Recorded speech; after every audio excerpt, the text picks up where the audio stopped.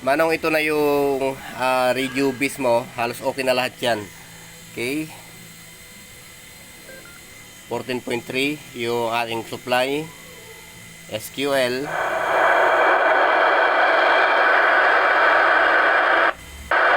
Okay. Sa receive naman, magtingin tayo ng receive. 525. Okay yun. Okay. Maganda. Kung napansin mo, ay nagkaroon siya ng nung sumagat tayo dito sa 563 na yan, ay nagkaroon siya ng tinatawag na duplex. Ayan.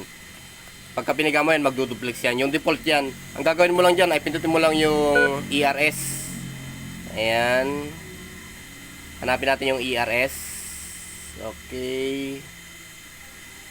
ERS. Ayan. Pindutin mo lang yung ERS. I-off mo lang yan. Okay. Tapos, pumunta ka sa repeater. RPT. RPT. RPT. Okay. RPT. Ayan. RPT. Ayan. Pindutin mo lang. Set mo lang uli yan. Tapos, simplex mo. Ayan. Naka-simplex na yan. Yan, at may pumasin na kasama ni Kaanos, yung DY7. Okay, okay siya. Maganda yung receive. Sa TX naman, standard yan. Wala pang napipigas sa hotkey yan, Manong, ha. Ewan ko po sa inyo kung nag-hotkey na kayo dyan dati. Check natin yung kanyang power. Ayan, nakapiga tayo.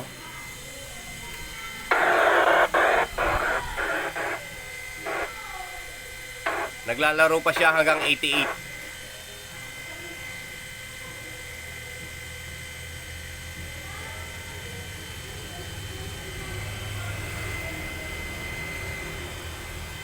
Tapos ang kain niya ay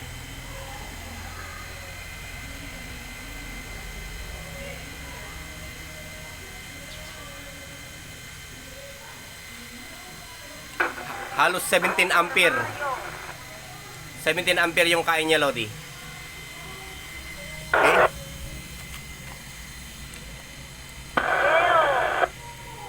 Punta tayo sa 144-200 sa frequency natin. Okay. Yan. 75 dito, Lodi. 75 to 77.